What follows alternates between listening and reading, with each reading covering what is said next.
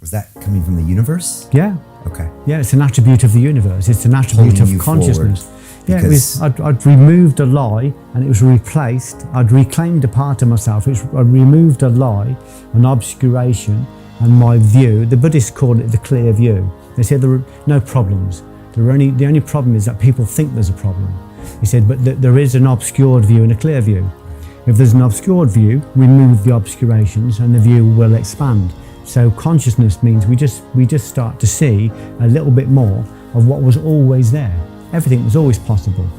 But our ego doesn't want to see these things, and it will fight to the death not to let you see them, because the moment you see consciousness, it is consumed, it's gone. It doesn't exist. The ego can't exist in the light of consciousness. So this adverse force, or these adverse forces, will fight to the death to stop you from revealing consciousness. So you have to have tremendous courage.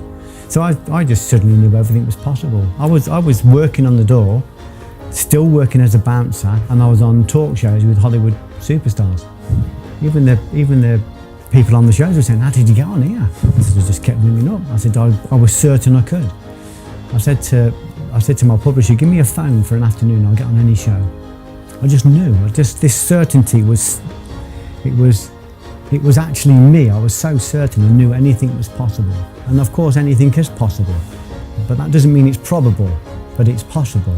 So you can go from this small amoeba, this single-celled amoeba of a spark of an idea, and it can transform into some being that's trillions and trillions of cells. When I look at your story, when I first met you, and you were working out of that tiny little office, and it was like this small spark of a brilliant idea that you've developed into this conglomerate. Now you're talking to some of the most incredible people in the world. Jordan Peterson and Muji, who I love. I love Jordan Peterson as well. I mean, you've had some incredible people on this show, but that started from a tiny spark of an idea that you've developed and you've brought to a conclusion. So you really know, you're sitting here now, you can take this wherever you want to go. It's possible because you have certainty of that because you're doing it. And that's what happened to me. One book, I just thought, it's possible for me to take this wherever I want to go.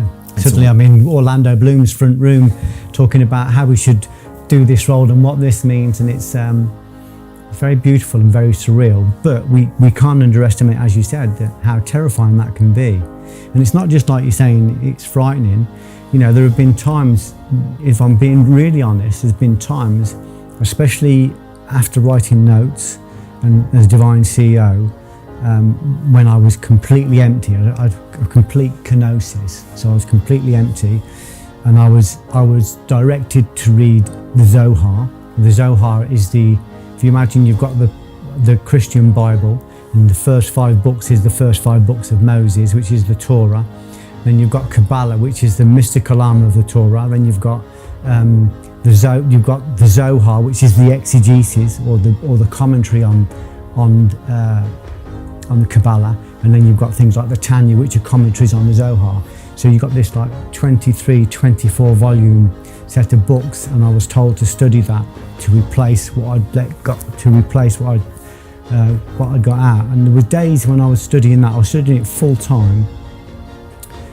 There were days when I felt I was going to tip into insanity. Honestly, I'm not exaggerating. I had to, if I read even a chapter more than what I was able to do each day, I had to really collect myself to stop myself falling into insanity. I felt so on the edge. I mean, I disappeared for about 5 years, and I was doing all this stuff,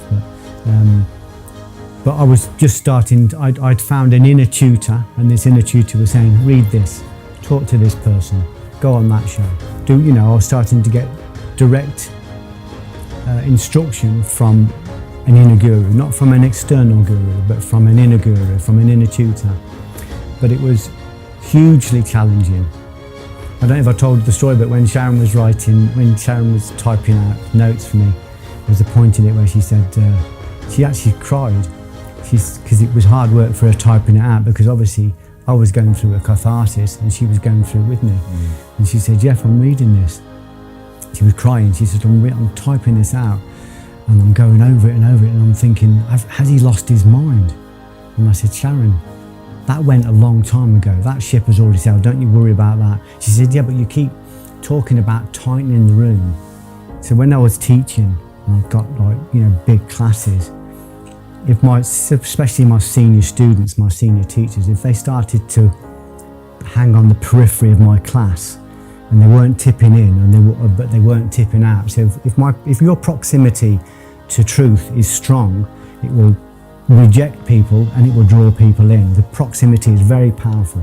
If people were on the periphery and hovering, neither falling in nor falling out, I would tighten the room. I would double down on my certainty, and I would see people be spat out of the room. And some of them were spat out of the room and they'd end up on the World Wide Web attacking me, And other ones were drawn in, but she said, you keep talking about tightening the room, and I'm looking around and I'm recognising that there's only me left. I'm the only one of your students left. I'm the only one of your senior teachers left. And she said, am I going to go? Is it me next? And it was so emotional for her. She's such a strong girl. And we just laughed. I mean, she was crying, but we just laughed and laughed. And we just said, look, all I'm doing is I'm finding the truth. I'm like Dorian Yates. I'm going to go in the gym. I'm going to find the burn quickly, and I'm going to stay in the burn long, because that's all I'm interested in. And I said, and some people are going to be spat out because it's too much, and some people are going to be drawn in and it will be irresistible. I said, you've always been drawn in. I said, there's been moments I know when you felt like, stepping away because you don't understand it, but you understand me. You don't need to understand it. So she's always been really solid. She's always been steadfast. But when you create a proximity, the whole world changes. When you get a proximity to the truth, the whole world changes. Everything around you changes. There's all sorts of miracles and siddhis happen. But that's what that book did to me. It was, my hope is that there'll be some kid out there that's going to pick it up, and it's going to have a healing effect. Like your story, the documentary you did about the heroin and stuff like that. That kind of truth is going to go out and act as an intercession for people. That's all I'm interested in. That's all I'm interested in. I'm interested in serving the truth.